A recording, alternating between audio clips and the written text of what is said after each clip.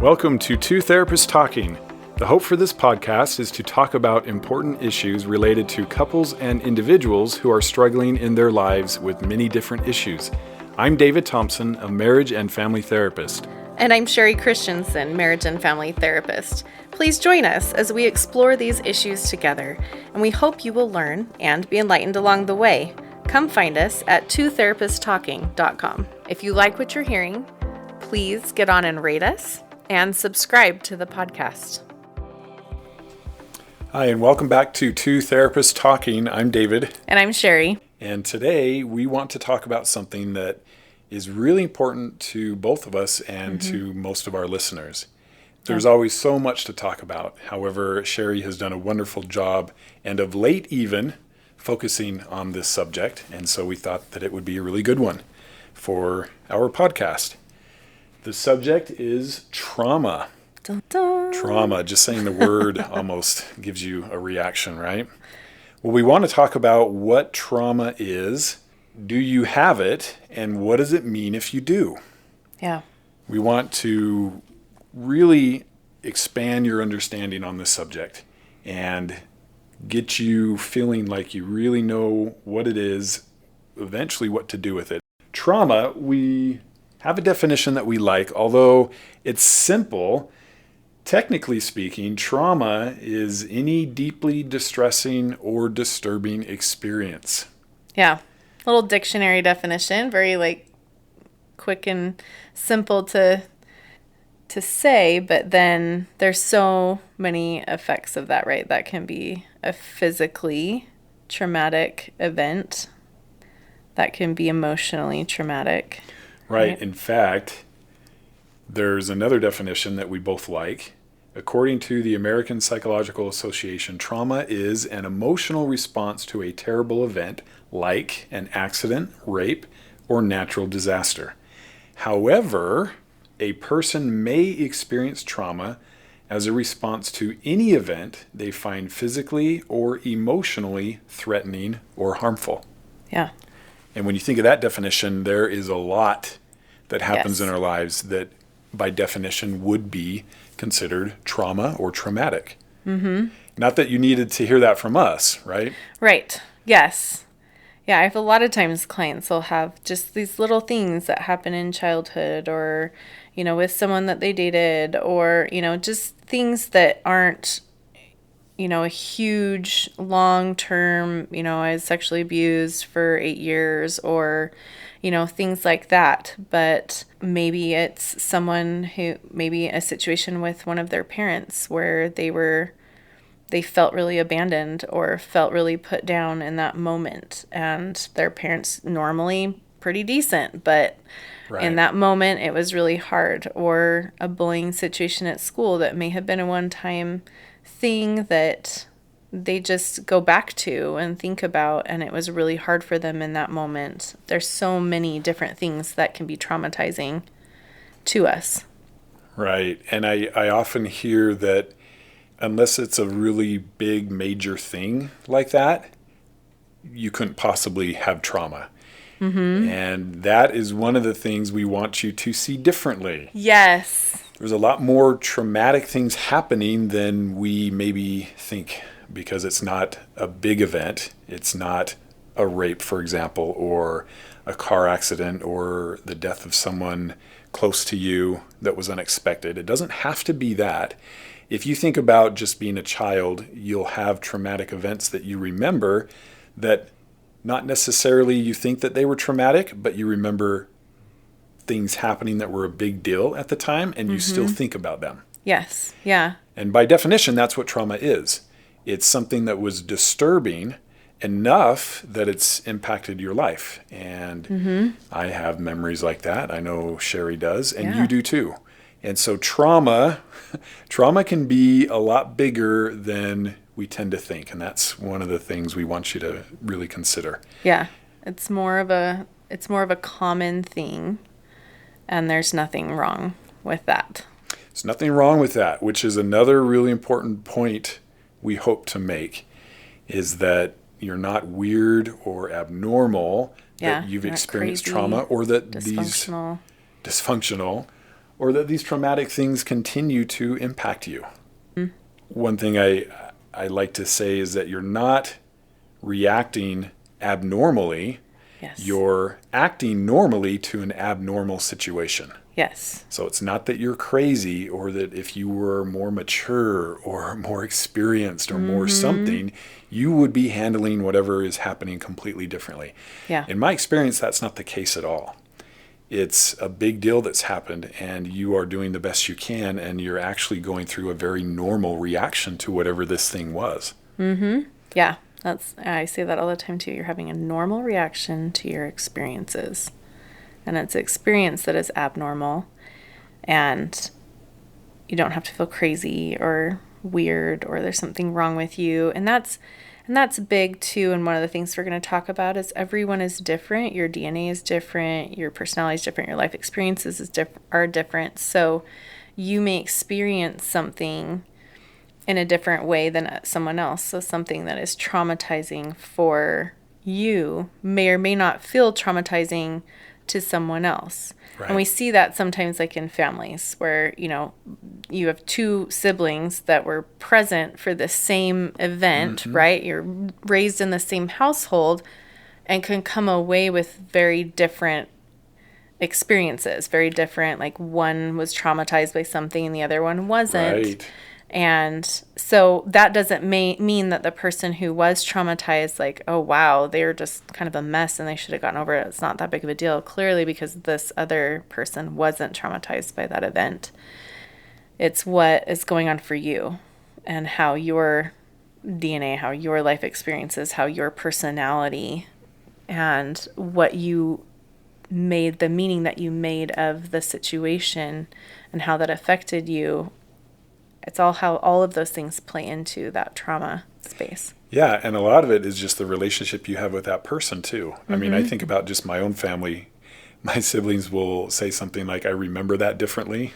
Yes. And isn't that interesting? It was the same thing, and we were even present for the same thing. But based on my relationship with that parent or that person, it feels different to me. And there's not a right or a wrong here.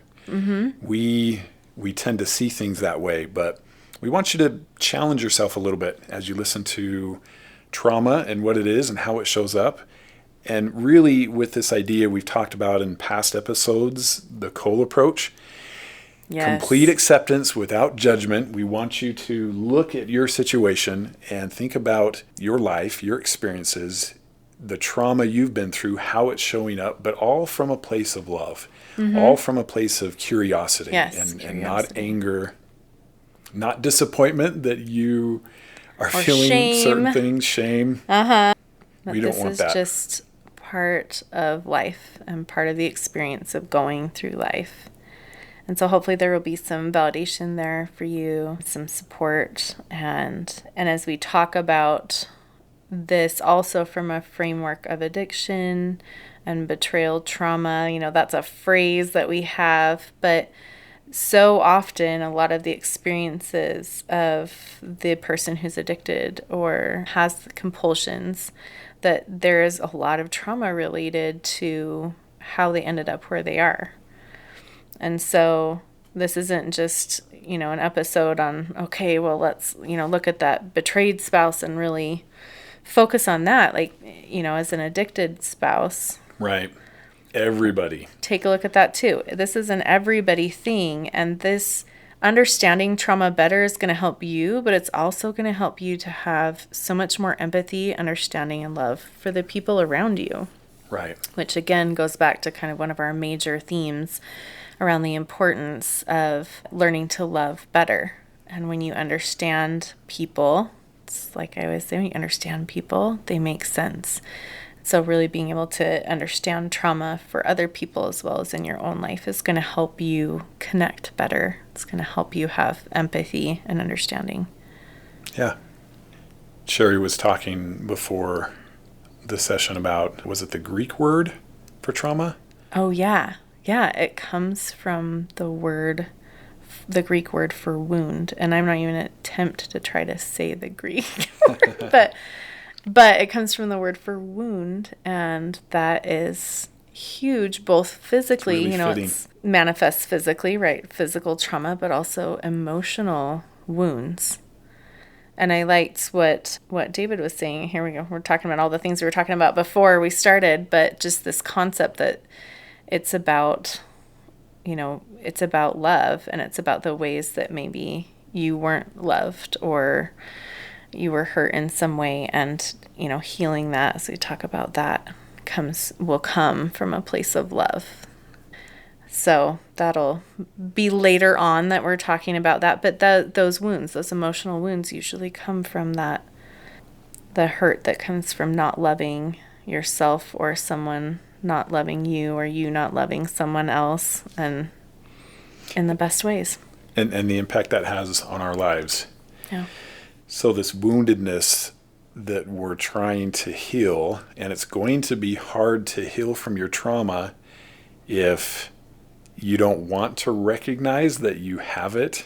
Yes. Or the ways that it's showing up. Mm-hmm. Maybe perhaps you think you should be stronger, or you think that you should have gotten over something. Whatever gets in the way of you being open and accepting to a healing process for you, yes, we want you to reconsider. Yeah. We want you to really make healing from trauma, the trauma in your life, a priority.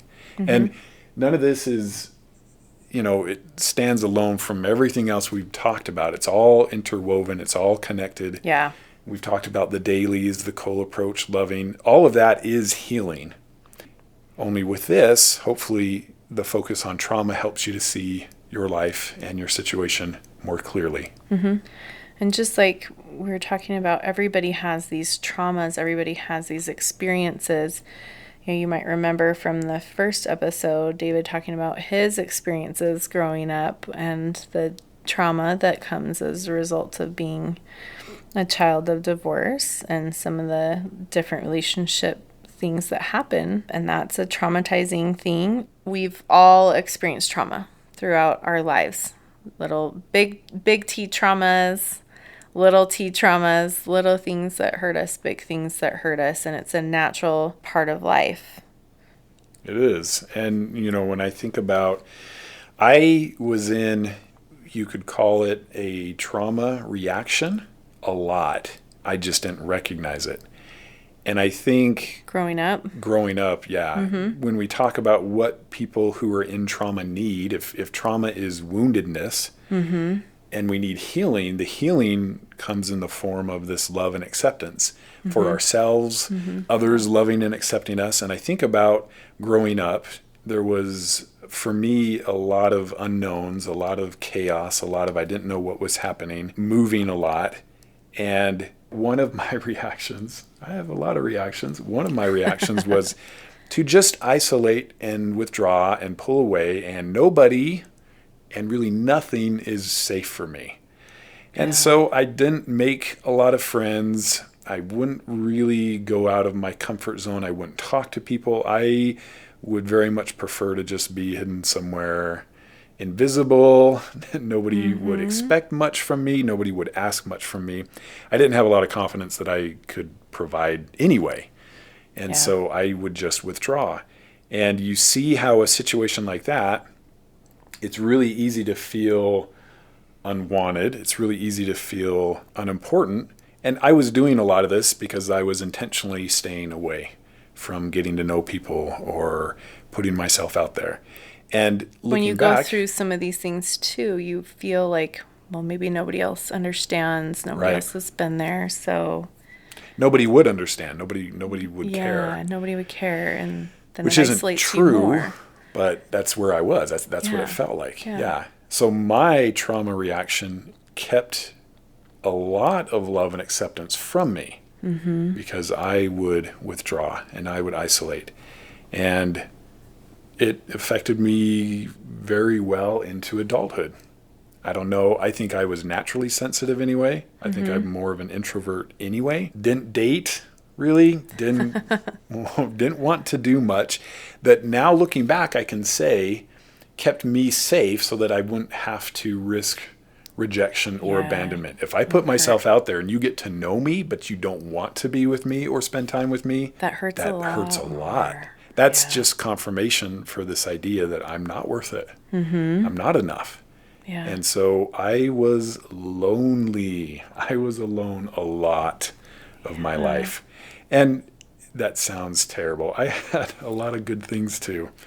But But I, that's the feeling that you were feeling, and that's a valid feeling for your experience, right? And that's what we yeah, want to make sure that each of you, hopefully by the end of the time that we are talking about trauma, understand and feel that, yeah, that was real for you.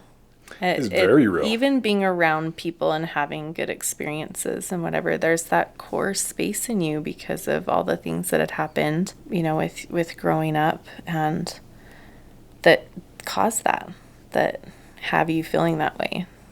And I didn't That's, recognize it as trauma. When there were good experiences, I didn't trust them.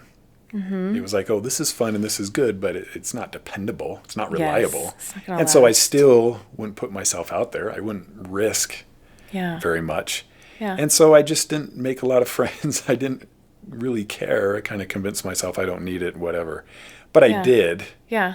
And looking back, I can see how it was connected to the hard things that had happened. And again, the definition of trauma, this woundedness, this physical or emotional or both, distressing, disturbing event. Events. Yeah. And it has shaped me tremendously. In fact, when I think about it, the traumatic things in my life have shaped me more than anything else. Although I think love is catching up Yes. quick. There And you go. I want it Big to, one. and I'm hoping that it continues because I am a different person now because of the love and acceptance that has come since. And a lot of that is Yeah. me allowing that to come because I would not have allowed it growing up. Yeah. Yeah. And I've definitely had my fair share of trauma in my life as well. I had a different growing up experience, so I didn't have a lot of trauma, as much trauma there. And all these things have really helped and shaped David, like he's talking about. And of course, I've also gone through trauma in my life. My childhood was a lot different than that. But as I got older and got married, and now I'm going through a divorce, which is really distressing and traumatic in and of itself, and so that has shaped me as well. I definitely was kind of the strong person, like going through the different things that I went through. I should be stronger. I can handle this, and I can make it through without feeling distress, right? That's a little bit my personality is I can do it. I can handle it. And that's really shaped me. And one of the things we're going to be talking about in how trauma manifests is it can manifest very physically when you're not fully processing and taking care of yourself and all of that. And that ended up being a really big thing for me in my life with the trauma that I experienced. I ended up with several chronic illnesses. I had severe adrenal fatigue. I had chronic fatigue. I had thyroid issues. I had sleeping disorders, two of them. I mean, there was a lot that I experienced through trying to be strong enough to make it through and to push through. And I had to learn that that's not, you can't just stuff trauma, right? You can't just hide that and just grin and bear it and be strong enough. I remember in a yoga class that I was in having the distinct thought that I had a negative core belief that strong people don't need nurturing, and that I believed that about myself. I believed I was a strong person, and therefore I didn't need nurturing. And so it was, for me, a big realization into, oh my goodness, how do I shift that in order to heal? Because I have all of this that I have to heal from. And so I was able to reframe that. And so my new mantra became strong people nurture. And in fact, even today, I'm wearing a little like stamped bracelet that I made for myself this weekend that says nurture you. That's another mantra that I've developed, like nurture you. You heal, you're responsible to heal and take care of yourself, and that is part of healing from trauma. It's that self, that loving yourself enough to take the time and the energy that you need to move forward and to heal from the traumatic and distressing events that you have, whether those are big T traumas or whether those are little T traumas. It's important. And so, good realization. Yeah, we have these moments, and that, just like David said, like that has changed my life. And there's so many ways that I'm so grateful for the experiences that I've had. And, I talk with, friends and family, and they're like, oh, I'm so, like, this is hard. And I wouldn't trade this. Like, I can honestly say I wouldn't trade the experiences because of what they've made me, what I've learned and how I've grown. Just like David was saying, the trauma shapes your life. The things that you learn from that and the ways that you grow and progress are significant. But just like we were saying before, you have to recognize, like, this is what this is. And it's okay that I'm experiencing the things that I'm experiencing. Right. I love that because it's empowering. Mm-hmm. You can try to be in denial about it. Yes. But you're always fighting something you don't actually really know. It's like the power of a diagnosis often is that now there's understanding. There's explaining why certain things were happening. Mm-hmm. It's normal. Yes. It can be very empowering, actually. Yes, yeah. I remember when one of my daughters was diagnosed after 10 years of me taking her and like trying to figure things out, and she was finally diagnosed with autism, high functioning autism and ADHD and anxiety. But that autism diagnosis was so huge. Yeah. It made everything make sense. Yeah. And then it was like, okay, well, now we know what to do to move forward and how to help her. And it's so fun because she loves her diagnosis. She tells people all the time, like, it's empowering, autistic. sounds like. It really is for her, because we talk about, like, what does that mean and how does that shape you? And it makes certain things maybe more challenging for you than other people, but it also makes other things easier, and you have so much more of a creative space in this way, and just all of those things. So I think it's an empowering space to sit down with yourself, maybe put your hand on your heart and say, this is reality. This is life. This is us moving forward. This is what I've been experiencing. And so I think it's a really powerful thing. You can't heal, you can't move forward if you're not living in reality. And I have a lot of clients that talk to me about, well, I think maybe I just would rather. And I say, you can. It's like you Matrix, absolutely ignorance can. is bliss, right? Yes, you can. It's easier. It sounds easier sometimes. But, if you're doing that, then you're always living life on the back end, like we talked about with doing your dailies and putting the energy and effort into that front end. If you're not living in reality and doing the things, confronting life as it comes to you, then you're always living on the back end of, you're still dealing with it. That's, you're still dealing with the effects of the trauma, but your ability to move forward is inhibited. Right. Mental health is a commitment to reality at all costs. You cannot be healthy if you cannot be in reality. Mm-hmm. That's just the way it is. So hopefully you're more loving and accepting of the traumatic experiences in your life and open to the impact that they've had and continue to have. Yeah. Which we want to talk a little bit about. Yeah. Let's talk about those.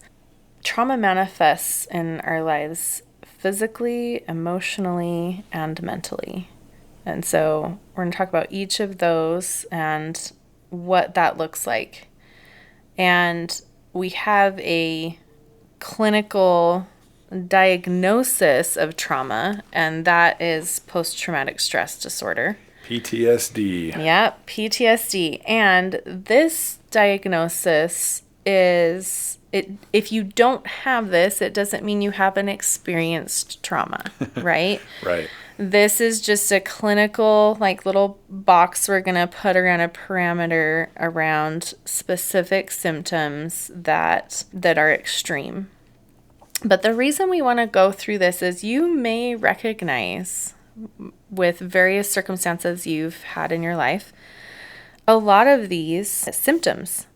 And you may actually look through and go, oh my goodness, I have like all of those, or I have some of those, or most of those. And that can be a really validating process. Right. Absolutely. So we're going to walk you through a clinical diagnosis of PTSD, post-traumatic stress disorder.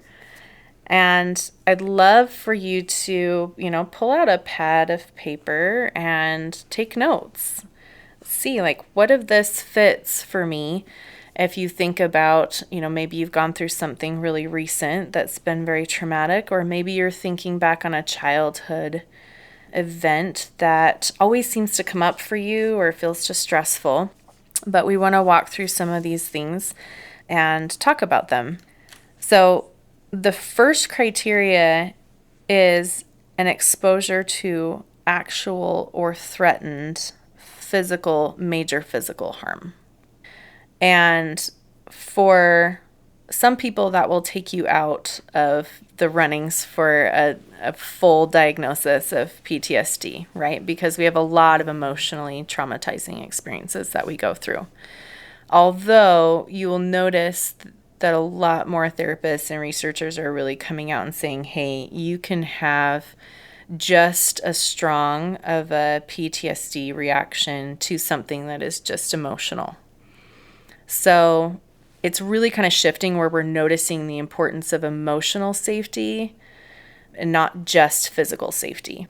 So the traditional idea of like a war veteran or a soldier coming back, that fits the standard threatened death or physical injury. Yeah. But we're finding that, again, emotional threats are very important too. Yeah.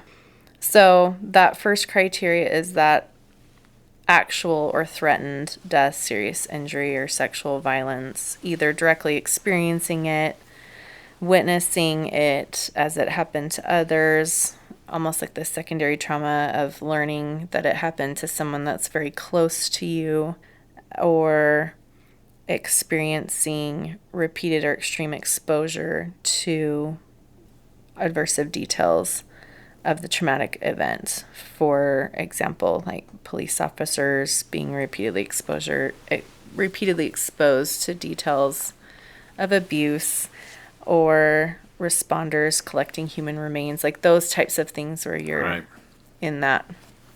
And again, this deals with physical safety, but emotional safety is just as critical, and we're really noticing that. So right, and just because this is a diagnosis that's recognized doesn't mean that there's not more coming as we continue to do research and learn more. This is just something that was really obviously off or wrong with certain people. Yeah. And now we're able to use that to learn more and find more. Yeah, researchers are noticing, oh, look, like people can have the exact responses to emotional circumstances as well. Right. So don't necessarily just count yourself out if you're thinking, oh, well, I had a very emotionally traumatic thing, but didn't have a threat of death or something like that. Right. Because you'll find as we go through the rest of these symptoms, outside of that threat of death, these may sound, unfortunately, very personal and relatable. So, okay, so pull out your little note taking, and we'll go through these next criteria. So the second one is the presence of one or more of the following 5 intrusive symptoms, associated, I'll just say that again, one or more of the following intrusive symptoms associated with the traumatic events. And these would obviously then begin after the event occurred. So there's 5 of them, and you have to have one or more of these to Just qualify. one or more of the next 5. Yeah. The first one is recurrent, involuntary, and intrusive distressing memories of the traumatic event. So anytime that that might come up, like you think about it, this was awful, this was hard, this experience was, you find yourself just thinking about it, maybe ruminating about it. I call them IUTs. Okay. Intrusive, unwanted thoughts. Aha. Because you're going to find that they just sort of show up when you don't want them to. Mm-hmm. So you're doing the dishes. Let's say, for example, there was betrayal. You're doing the dishes and you think about it. You think about your spouse with that person. It just shows up out of nowhere. You didn't ask for it. You weren't trying to think about it. It forced its way in, and that's the intrusive, involuntary nature of that. Yeah. And then it pops up just occasionally or maybe repeatedly, just it's recurring. The second one is, again, recurrent, distressing dreams, and where that content or the feelings around it are related to the trauma. So nightmares or other times when you wake up and you just are feeling that major distress from something that reminded you of the traumatic event. Yep. The third is dissociative reactions or flashbacks, in which you feel or act as if the event is recurring, kind of like you're back in it. Mm-hmm. It can occur on a continuum where the most extreme expression is a complete loss of awareness of present surroundings. This is why that's dissociative at times. Yes. It doesn't have to be dissociative, but you just feel like you're back in it. Like either you just learned about it for the first time again, or you're right back. The threat feels just as real as discovery or when it happened. Yeah. And that can come, in waves, right? You can have that experience where you seem to be fine, and then all of a sudden you just feel everything coming back for you, or something is reminding you, all of a sudden you're kind of seeing it in your mind again. Now remember, you just need one of these 5. Yes. That's number 3. Yeah. So if you've had recurrent intrusive thoughts, that's all you would need. If you have recurrent distressing dreams, that would be all you need. Dissociative reactions, it feels like you're back in the event. Mm-hmm. That's 3. Yeah. And 4 is intense or prolonged psychological distress at exposure to either internal or external cues that symbolize or resemble part of that traumatic event. So for example, I was reading a book on developing allergies as a response to trauma. And in that book, there's a story of a woman who was eating peaches and chatting with her son on the phone. And then she heard a gunshot sound, the phone went dead, and she's sitting there wanting to know what's going on. She can't get a hold of him. Half an hour later, he calls her back, and so what's she thinking? She's thinking he's dead, he just got shot, I can't get a hold of him. She finally gets a hold of him, finds out, it just happened that a car that was driving by backfired at the same time that his phone died. And so there was no trauma, right? But she had experienced trauma. For that half an hour, it was an extremely traumatic event. She couldn't reach him. She thought he died. And she was allergic to peaches from that day forward. She couldn't eat peaches. And so obviously coming with a full-blown allergy as a result of something is more on the extreme end of that spectrum. But these types of distress, that was an external cue. Her body associated the peach with the trauma, and so she couldn't eat peaches anymore. Things like, I've done healing work with people who were raped in a shower. They can't shower anymore. That's very traumatic. Or hearing running water is very traumatic. So These are maybe some external cues. I've had clients that have had betrayal trauma that were pregnant at the time, and then they had a pregnancy later and had trauma reactions that came up as a result of that situation. Or, maybe something else internally was going on for you, and your body associates that with a trauma. And so you have psychological distress, that intense or long-term distress, when you have some of those internal or external cues that your body is associating with the trauma.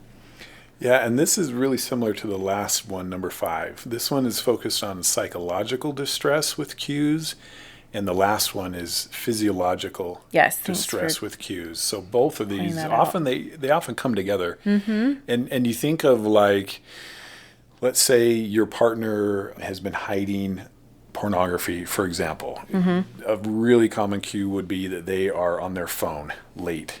Yeah. Or they're on the computer, or anything like that. It could be you discovered that there was a relationship with someone else, and you knew or know where they had been. And so as you're shopping and driving around, you're passing certain areas, and those are cues that become very distressing. Yes. Either psychologically or physically or both. And often it's both. Yeah. And you would only need one of these 5 that we've talked about for you to meet the criteria in this B section of PTSD. And so you see how easy it would be, if there's legitimate trauma, to probably meet most of these. Yes. Yeah. And oftentimes with betrayal trauma, a client will present with every single one of those. Yep. Maybe they might not have one, but yeah, all of those. Yes, thanks for pointing out the psychological and physiological. I think I read the wrong one as we were going through that. But it's true. You can have psychological distress, like the anxiety. You can end up panic attacks, like all different types of psychological distress. Rumination and obsession is a big one, where you just can't stop thinking about it and you're trying to figure out how to fix it. Like, what if I did this? Or maybe I should have done this better. Or, that type of, or I have to go look at his phone, or I have to go look on the computer and see what I can find to see, that's your brain trying to, protect yourself. And that's that psychological distress. And like David was saying, yes, oftentimes clients present with that trauma around, like, maybe their spouse has been sober for a long time, but they walk in and their spouse is on their phone, and it's a major traumatic response. And it can even come when they're doing well. They're not asking, you're not asking for this kind of a reaction. Things can be going well, they're doing well, you just see it, and your body flips a switch and reacts. It's not something you're choosing in that moment. So that's all B. Remember, A was actual death or threatened death or harm. That's the one that maybe doesn't fit every time with something like betrayal trauma. But B, that's section B we just talked about. Section C is avoidance. You're avoiding things that are associated with the traumatic event. And this happens after. And so after something has happened, you learn of something with your partner. Discovery Day, we call it D-Day. The first time you either caught them or they told you, that becomes D-Day in a sense. And then you, because of that, avoid certain things. So that includes efforts to avoid distressing memories, thoughts, or feelings about or closely associated with the traumatic event. Yeah. And so there's a real avoidance to anything around what happened, the memories, the thoughts, the feelings. And this is going to make sense, right? Because it's painful. Yeah. So you're avoiding that. Or you avoid efforts, you make efforts to avoid external reminders. And this is, again, going back to people or places or situations, locations, objects, situations, all of these that are distressing. Either thoughts, feelings, you're just avoiding all of it. Yeah. And it's about as simple as that. So section C, if you are actively avoiding anything associated with the memory, you would qualify. Yeah. So B, you probably qualify. C, you probably qualify. Yeah. And again, we're not trying to officially diagnose anyone listening with actual PTSD. Yeah. But it's We important to just want you to be understand the aware. impact.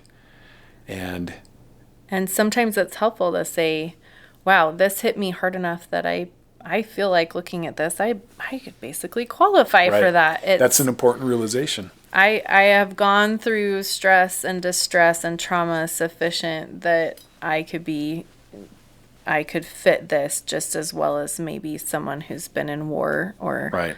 something like that. So, yeah, so if you're avoiding, like David was saying, if you don't drive by this one place because of what happened there, you know that something happened there or something like that. So D is a negative effect of your thoughts or your mood that's associated with the trauma. So it starts or gets worse after trauma occurs, and this is 2 or more of the following 7.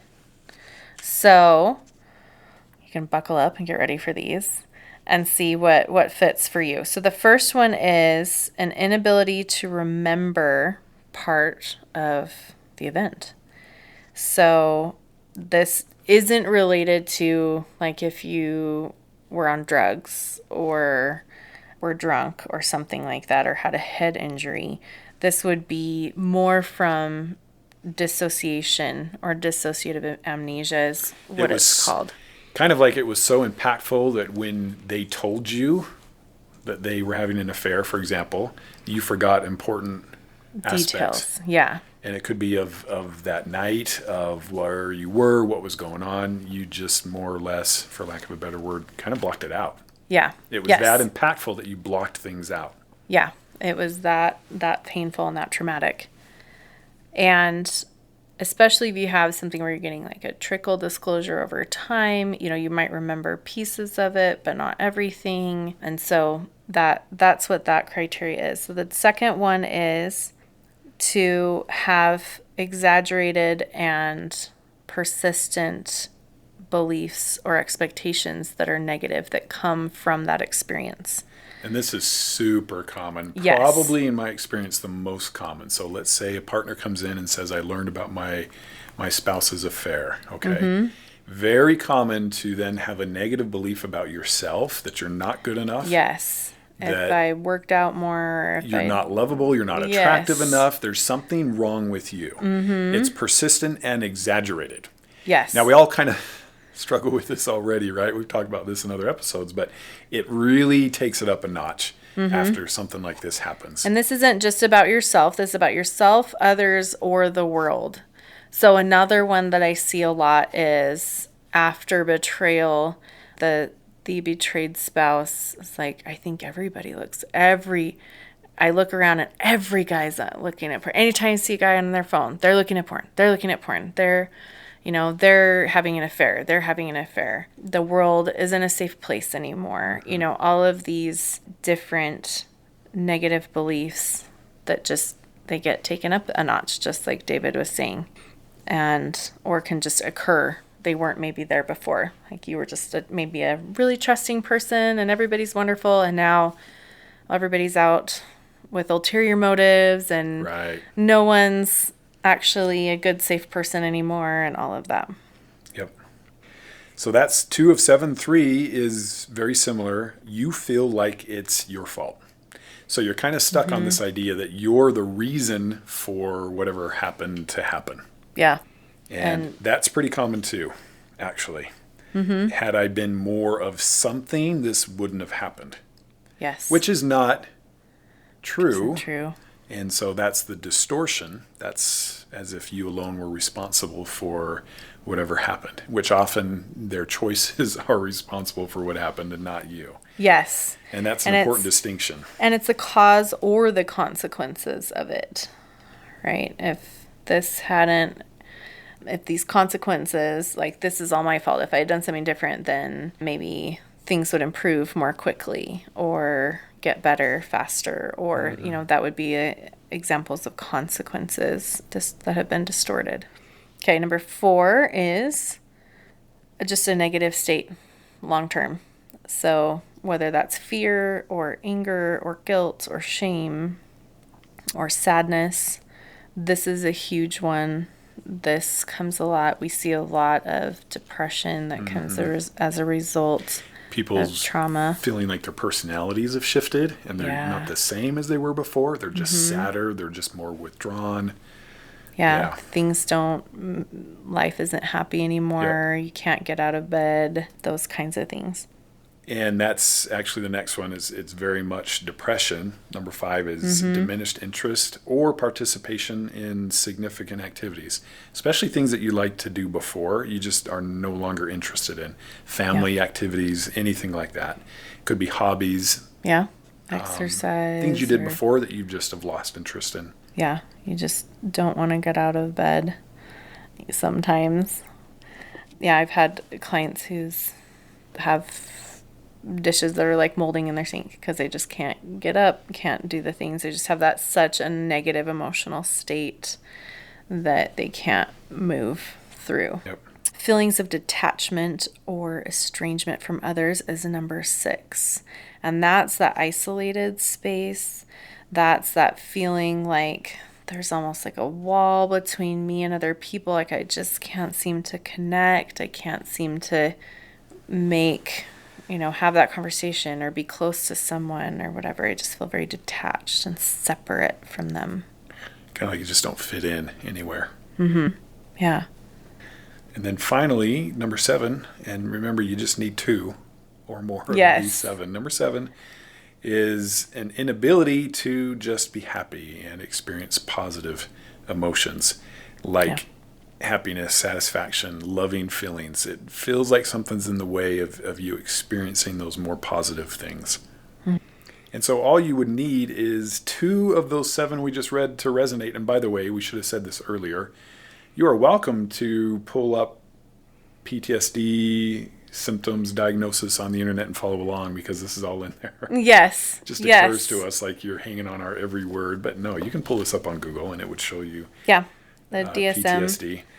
But so you would just diagnostic criteria.